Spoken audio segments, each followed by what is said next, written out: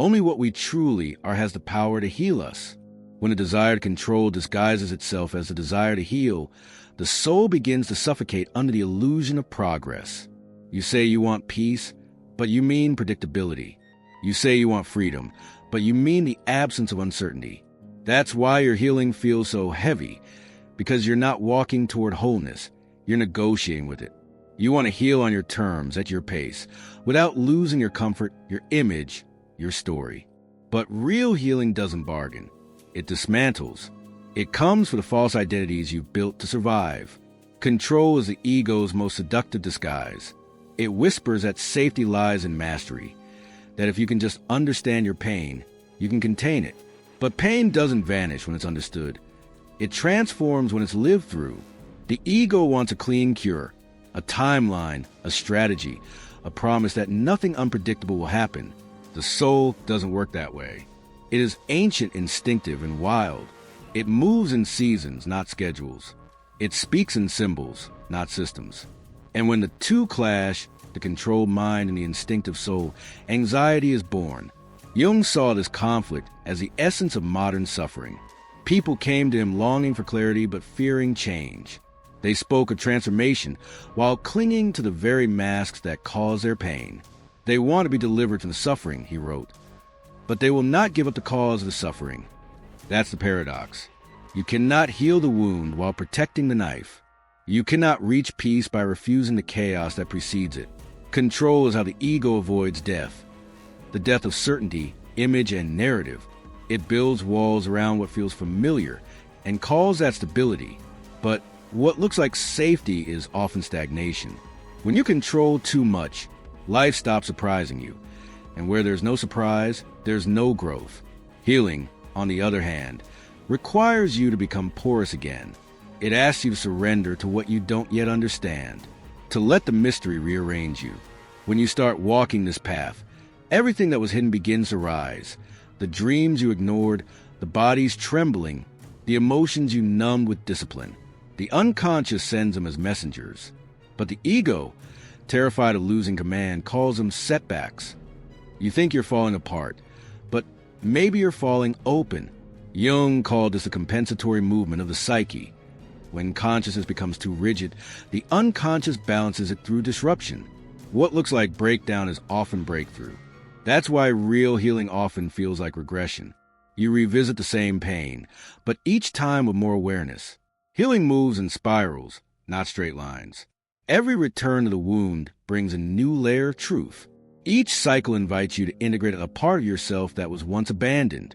And in that slow, sacred repetition, the false self begins to dissolve. When control drives your healing, you collect information instead of transformation. You analyze your patterns but never stop performing them. You learn to talk about surrender, yet never taste it. You recite spiritual truths, but they live only in your head. Healing is not an intellectual process. It's an embodied one. The soul doesn't want your theories. It wants your honesty. It wants you to cry when it hurts, to rest when you're tired, to forgive when you're ready. It wants you to stop trying to look healed and start allowing yourself to be human. So what really happens when the desire for control wears the mask of healing? You end up polishing your chains instead of breaking them. You call it discipline, but it's fear in disguise. You call it focus, but it's avoidance with good posture. True healing begins the moment you stop managing your pain and start listening to it. Because pain is not your enemy. It's your unintegrated self calling you home. And when you finally listen, without trying to fix or justify, something sacred happens. The wound becomes a teacher. The darkness becomes fertile. The ego softens. You realize that the peace you were trying to control into existence was always waiting underneath the noise. Healing isn't about mastering your emotions. It's about trusting that even the chaos has meaning. It's the courage to let life rearrange you until what's left is real. Sometimes the desire to get better is born from the very fear that caused the wound. It sounds paradoxical, but it's true. The more you try to control your healing, the more you turn it into another defense mechanism. You want to heal, but only under your terms. You want to change, but without losing the familiar. You want to let go, but only if nothing important slips through your fingers. So your mind builds strategies, checklists, affirmations, and rituals, not to awaken, but to protect. You call it self-awareness, but it's often self-preservation dressed as growth. When the ego feels threat, it doesn't disappear. It adapts. It puts on the clothes of spirituality, speaks the language of consciousness, and starts performing healing as if it were theater. Meditation becomes a duty, not a door. Therapy turns into performance metrics. How much progress have I made this week? And prayer, instead of a bridge, becomes a bargain. I'll trust if you give me proof. The soul whispers, and the ego answers with a plan. What was meant to be liberation turns into one more structure control.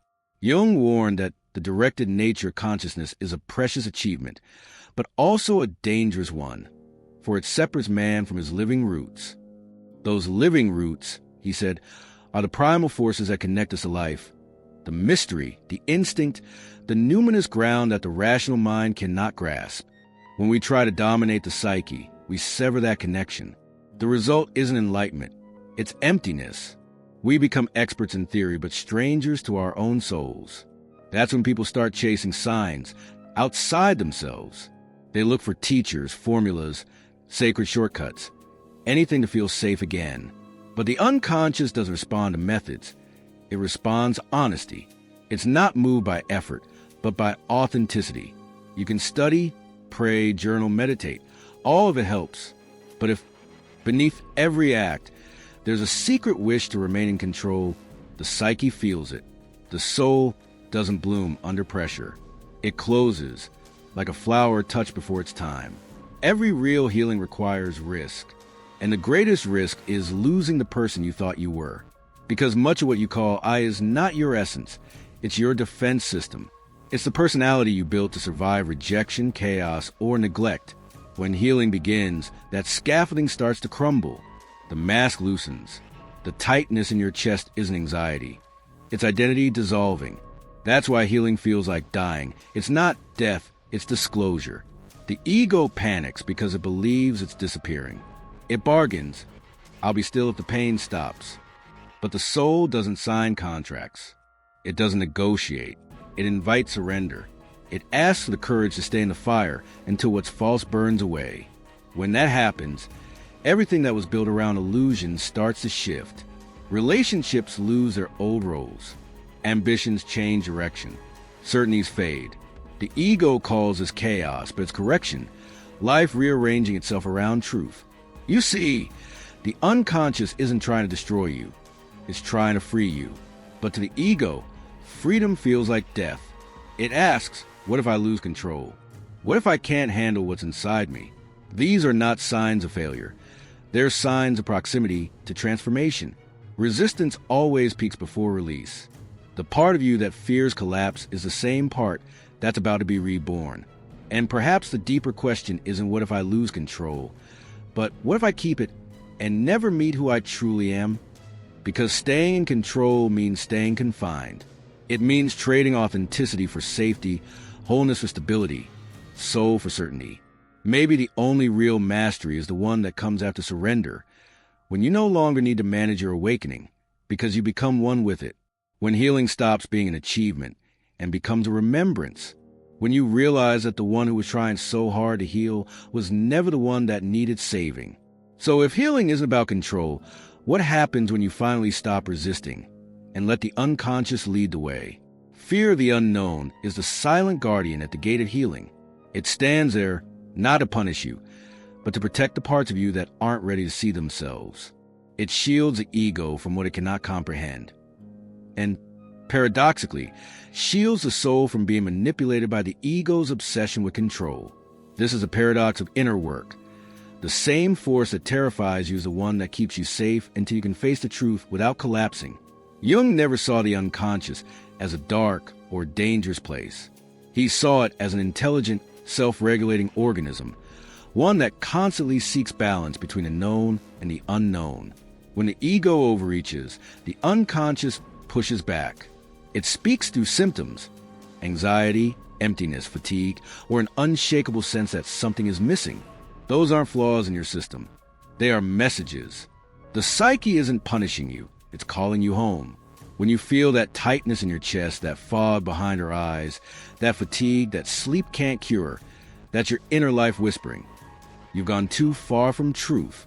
We often think we suffer because we are broken, but more often we suffer because we resist transformation.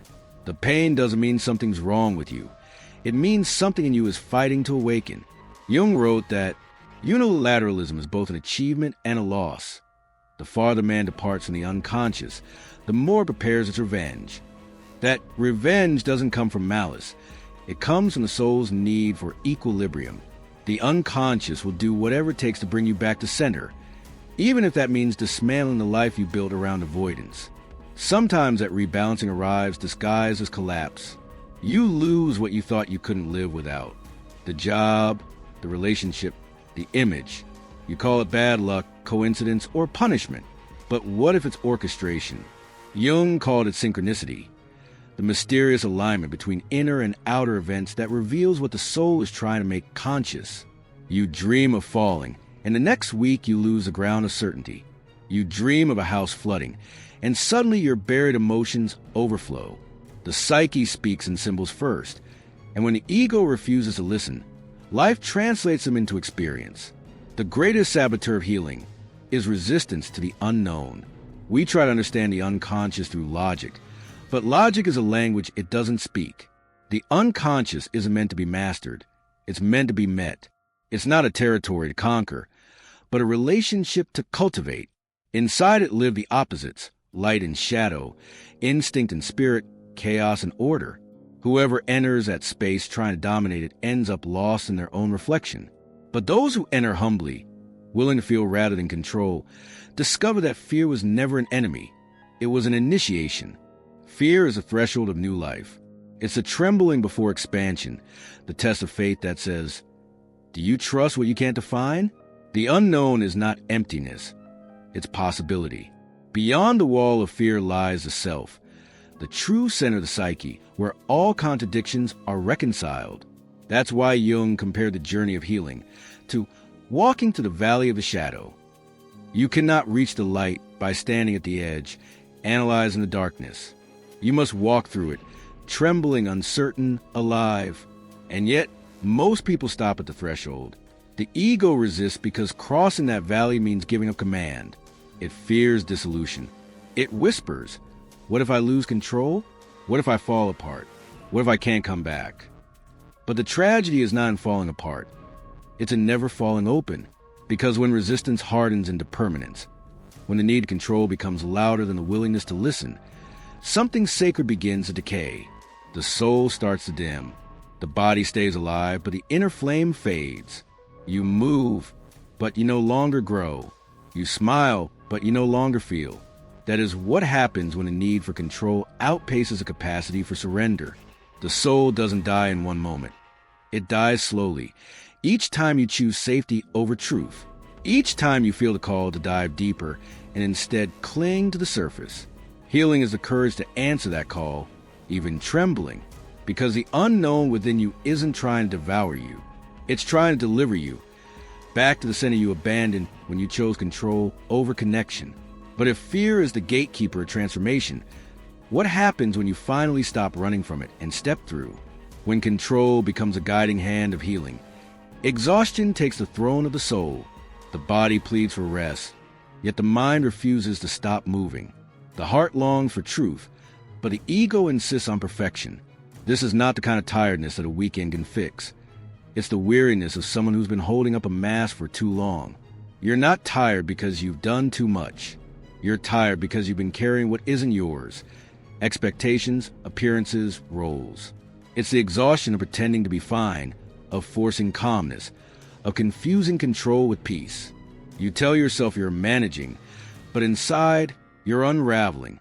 You can look strong, efficient, even serene, but still feel like a stranger to your own life. That's the hidden cost of control. It looks like composure from the outside, but inside it drains your vitality. Jung saw this often. People so attached to their personas that they mistook repression for discipline. He warned, what we deny in ourselves, we meet in the world as fate. The truths we bury don't die. They simply take on new shapes. They return as patterns, conflicts, illnesses, or chance encounters that mirror what we refuse to see. The psyche does not forget, it compensates. When the ego refuses to surrender, the soul doesn't give up, it gets creative.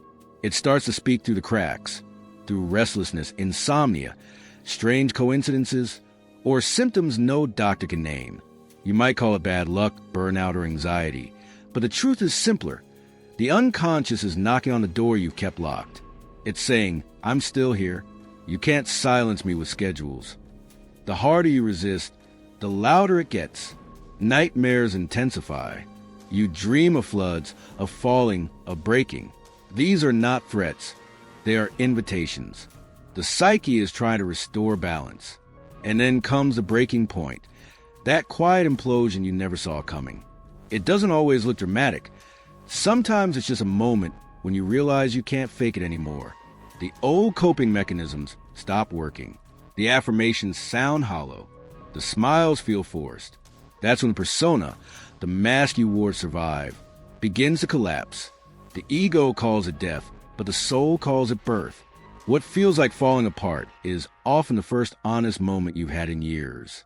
The disintegration of your false self isn't destruction. It's revelation. It's the shedding of the identity that once kept you safe, but now keeps you small. Jung knew the symbolic death intimately. He described it as a necessary descent, the moment the soul demands authenticity at any cost. He wrote, "What we resist in ourselves rules us from the outside. The shadow you ignore doesn't disappear. It governs from behind the scenes. When you let go of control, the energy that once opposed you becomes your ally. The unconscious stops fighting you and starts cooperating. The darkness becomes a guide, and what once terrified you becomes a teacher. But refusing to surrender has its own quiet danger. You don't collapse, you calcify. You become functional but lifeless, efficient but numb. You go through the motions of existence without ever touching the pulse of life. You live inside a cycle of reactivity, mistaking survival for purpose. Every choice becomes a repetition of the last, because nothing new can enter a heart that won't open. The cost of denial isn't just emotional, it's physical. The body begins to bear the weight of what the soul won't release. Shoulders tighten under invisible burdens. The breath shortens around unshed tears. You start to feel like a machine that remembers being human. To live without surrender is to live in constant tension between who you are and who you pretend to be. The more you cling to the illusion of control, the more fragmented you become. You react instead of respond. You perform instead of participate. You survive, but you never arrive. The ego calls this discipline, but it's just fear in disguise, fear dissolving, fear of feeling, fear of facing yourself. Yet even in this paralysis, there's mercy, because deep within exhaustion lies an invitation to stop fighting the current.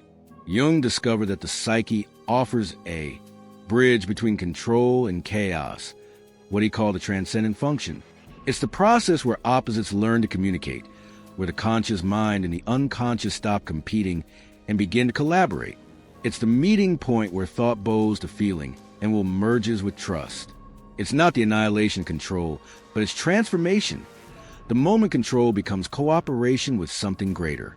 The transcendent function is where healing stops being an achievement and becomes a conversation. You stop demanding and start listening. You realize that surrender isn't defeat, it's alignment. Because only when you let go of steering every outcome do you realize the river was never trying to drown you, it was trying to carry you home. So what happens when you finally stop resisting and allow that current to lead? What unfolds when surrender becomes your strength and peace no longer needs to be controlled? That's what the next step reveals. The map of transformation, where ego and soul meet not in battle but in union. Jung described the transcendent function as a living bridge between the conscious mind and the unconscious, a sacred dialogue where neither side must dominate or disappear for true wholeness to emerge. It is not the ego's death nor the unconscious's victory. It is a reconciliation, a cooperation between two realms that have long misunderstood each other. This process begins the moment you stop trying to fix yourself and start listening deeply. The act of listening, not analyzing, not forcing, is what opens the door to the sacred conversation within. Healing doesn't come from control, but from attention that becomes reverence. The more you listen, the more humility ripens, and humility becomes a soil where transformation takes root. Everything starts with tension. Inside you, two voices wrestle. One clings to stability, and the other whispers of freedom. One says, "Stay where it's safe." The other says, "Go where you can grow." The temptation is to silence one and obey the other, to resolve the conflict too soon. But Jung taught that the tension between opposites must be held, not destroyed. That friction, unbearable as it feels, is a crucible where new consciousness is born. When you learn to stand between both poles, fear and courage, control and surrender, shadow and light, a third thing begins to form, something larger than either side alone. That third thing is the transcendent function itself, the synthesis that only arises when the heart is patient enough to endure the storm without fleeing. As you hold that tension, the unconscious begins to respond. It does not speak in sentences, but in symbols, images that visit you in dreams, sensations that echo in the body, slips of the tongue that reveal hidden truths. The second movement of transformation is to enter into dialogue with those symbols, not to dissect them intellectually, but to meet them as living presences. The dream is not a riddle to be solved. It's a conversation with your deeper nature. A nightmare about falling might not be punishment, but initiation, the psyche teaching you what feels like to let go. Jung wrote that symbols are the best possible expression of something we do not yet know. So the task is not to control their meaning, but to allow their mystery to educate the soul. Then comes integration through action. Insight without embodiment is illusion. You take what you've learned in silence and translate it into motion. You make choices that align with the new awareness stirring inside. You speak when you once hid. You rest where you once performed. You forgive where you once blamed. Every choice, however small, becomes a prayer of cooperation between consciousness and the unconscious. Integration is the moment when theory becomes flesh, when what you know finally becomes how you live. The fourth movement is living the new pattern. It's not about perfection, but participation. Transformation isn't complete when you understand the truth. It's complete when you begin to embody it. You find yourself breathing differently, responding with less defense, meeting others with more presence. The shift becomes organic. Jung described it beautifully. The transcendent function is the living passage from one attitude to another without loss of the unconscious. Healing is not the rejection of the past self, but the integration of all its voices into one coherent song. You move forward while staying rooted in the mystery that made you. Yet this process is not linear. It's cyclical, alive, rhythmic. You'll forget and remember, descend and rise, resist and return. But every time you pause before reacting, every time you breathe instead of running, you practice wholeness. The ego slowly learns that its real power is not in domination, but in dialogue. It begins to trust something larger, the self, the inner center that orchestrates harmony between seen and unseen worlds. Under this new order, even your suffering begins to feel sacred. It's no longer just pain, it's participation in the evolution of your soul. Still, the ego is cunning. Even in awakening, it hides behind progress. It wears humility as a crown, pride as the summit, numbness as detachment. It whispers, "Look how healed you are." And in that moment, control quietly returns to the back door, disguised as enlightenment. The most dangerous illusion isn't darkness. It's thinking the work is done. The soul does not graduate. It moves in spirals, each revelation leading to a deeper layer of truth. Every piece you find opens another mystery to meet with tenderness. The transcendent function, then, isn't a destination. It's a rhythm of relationship. It's the daily act of listening, feeling, integrating, and surrendering again. It's learning to live between order and chaos without collapsing into either. It's discovering that healing is not becoming flawless, but becoming whole. And the map of transformation is this. Hold the tension, listen to the symbols, act with consciousness, live the pattern. Repeat humbly, because the moment you think you've conquered the unconscious, it will lovingly remind you that you are still learning to bow. So the question that remains is this: what happens when even healing becomes another disguise for control? when the ego hides behind the word wholeness itself. That's where the final passage begins. The surrender beyond the cure, where silence teaches what no method can. The final test of healing is the most deceptive. It doesn't arrive as pain, but as pride. The ego, realizing it can't conquer the unconscious, tries instead to imitate it. It borrows the language of light, dresses itself in virtue, and calls the costume awakening. Jung warned that this stage of transformation is the most dangerous one, when expansion is mistaken for enlightenment. You think you reached the summit, but it's only another plateau built from the same old material, control. You tell yourself you're healed, yet you're merely living inside a more sophisticated illusion. The first trap of false healing is spiritual inflation. The ego discovers new words, light, frequency, alignment, and uses them as mirrors for its own reflection. It starts preaching instead of listening, teaching instead of learning, performing instead of practicing. The hunger for approval hides behind the language of insight. You say you want truth, but what you crave is validation. This is the oldest trick of the psyche, transforming pain into pride before it becomes wisdom. Jung called this the danger of identification with the archetype, when the human being begins to mistake themselves for the very forces they merely glimpsed. Light becomes performance. The sacred becomes spectacle. The second trap is sacred isolation. You begin to equate solitude with superiority. You withdraw, claiming you're protecting your energy, but what you're really protecting is your fragility. You avoid conversations that challenge you, label people unconscious, and call it discernment. Yet individuation, Jung reminded us, is not a retreat from life. It's a deeper participation in it. To become whole is to stand in the world, not above it. Isolation may feel peaceful, but it often hides a quiet fear of being mirrored by others. The soul matures not by avoidance, but by relationship. A true mystic doesn't send out humanity. They descend fully into it. Then comes the third snare, the savior complex. You try to heal others to avoid facing your own wounds. You make other people's pain your project because it's easier than sitting with your own. You transform empathy into mission and mission into control. I only want to help, you say, but underneath is an unspoken plea. Please don't make me look at myself. Jung saw this in many healers. People drawn to light because they're terrified of their shadow. When compassion becomes control, love loses its purity.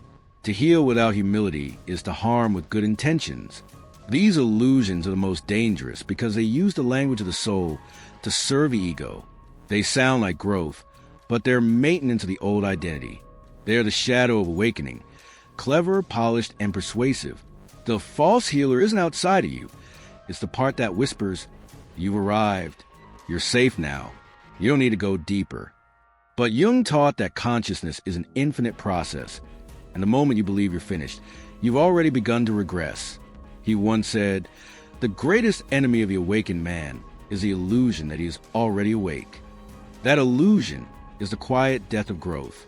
It stops the dialogue between the ego and the unconscious, turning revelation into repetition. You begin to orbit around your own image, mistaking stillness for peace and numbness for transcendence. The real journey continues only through humility, the courage to remain a student of your own depths. True healing is not loud. It does not announce itself, nor does it demand recognition. It moves through silence, through kindness, through presence. It's not about shining, it's about softening. And when you pass through these traps, something extraordinary begins to unfold. Peace stops being a goal and becomes your natural state. It no longer depends on perfect circumstances or constant effort. You stop chasing calm and begin to be calm. You breathe differently. You move without tension. You speak less, but your words carry more weight. You no longer need to prove you've healed. You simply live in alignment with what is real. This is the quiet authority of the self, the center that needs no witness to exist. Jung described the self as both the origin and the destination of life, the timeless core that the ego spends a lifetime orbiting. The self doesn't shout, it radiates. It doesn't need followers or theories. It restores simplicity. When all the illusions fall away, what remains is not grandeur but grace. The gentle realization that nothing needs to be conquered, not even healing. You don't become light. You remember you always were. Because healing, in the end, isn't about transcendence. It's about integration. It's not about becoming perfect, but becoming whole. To heal is to return to what's true, to meet your humanity without flinching, to live so honestly that the light no longer needs to prove itself through you. The real mark of transformation is not superiority, it's serenity. Healing isn't about becoming light. It's about becoming real enough to hold both the light and the shadow with open hands. Rebirth does not arrive with thunder or applause. It comes in silence, like the dawn that returns faithfully after every night of doubt. At first, you barely notice. Something in you simply softens. The breath feels easier, time slows its grip, and the noise inside begins to quiet. You realize that the control you clung to was not protection. It was imprisonment, that the pain you feared was not punishment. It was passage, and that the healing you once imagined as victory was really the beginning of surrender. Transformation rarely looks grand from the inside. It feels more like yielding, like loosening your hold on everything that once defined you so life can take its rightful place again. Slowly, you begin to see that healing was never about perfection. It was always about honesty, the courage to sit with what hurts until it tells you the truth. You stop running from discomfort and start listening to what it's asking of you. The ego kneels not in defeat, but in reverence, before something vaster, the self that has always been there, waiting beneath the noise. Consciousness and the unconscious stop wrestling for control and start moving together like breath and heartbeat. Thinking and feeling begin to dance in rhythm instead of colliding in tension. The war inside turns to dialogue. The storm that once terrified you becomes the wind that carries you forward. Jung wrote, "Man becomes whole not by controlling the unconscious, but by accepting it, the man and his symbols." Acceptance is a true turning point. Not giving up, but opening up. It's the humble recognition that you are not in charge of life's unfolding, but you are invited to participate in it. You stop demanding meaning and begin to let meaning reveal itself. You no longer try to master every dream or force every outcome. You let go of being the sculptor and become the clay. You trust the process, even when it's wordless, even when it's dark. Control once promised you power, but it left you tired. It made you hold your breath in the name of safety. Surrender, however, restores life. It allows the body to exhale, the heart to expand, the spirit to move again. Fear promised protection, but it locked you away from experience. Vulnerability, on the other hand, opens a door to love. Not the romantic kind, but the sacred one, where being seen and being accepted become the same thing. Every time you loosen your grip, something divine enters. Every time you stop performing strength, grace finds you. You discover that the things you were afraid to lose were never the ones meant to stay, and what remains after all the shedding is what's eternal. Rebirth is not loud. It is intimate. It happens quietly, like roots growing beneath frozen ground. You begin to thank the moments that broke you, not because they were easy, but because they revealed what was real. The cracks let life in. The heartbreaks sculpt compassion. The losses clean the soul. You stop asking, "Why did this happen to me?" and start whispering, "What is this teaching me?" Pain turns into language, and suffering becomes wisdom. Every scar turns into scripture, proof that grace doesn't erase wounds. It transforms them. And then, without fanfare, peace returns. Not as a trophy, but as a state of being. You breathe without forcing calm. You speak without needing to sound profound. You love without trying to fix. The battle between who you are and who you pretended to be ends quietly, without ceremony. Just a deep, steady knowing that you've come home to yourself. The world around you still trembles, but your center holds. The shadows that once haunted you become guides. You understand now that light and darkness were never enemies. They were partners, helping you see the whole. Rebirth is the gentle exhale after years of holding your breath. It's the moment you stop chasing good and start embracing true. It's the realization that peace was never lost. It was only hidden beneath the noise of control. When you finally stop resisting, life no longer feels like something to survive. It feels like something to trust. The same pain that once felt unbearable now feels sacred. It refined you. It opened you. It made you real. And so, when you surrender, when you finally allow life to move through you instead of around you, something holy begins. Fear becomes teacher. Pain becomes prayer. Silence becomes home. And you realize the journey was never about becoming light. It was about remembering that you were light all along. Healing begins where control ends. If this message spoke to your soul, comment below. I choose to let go of control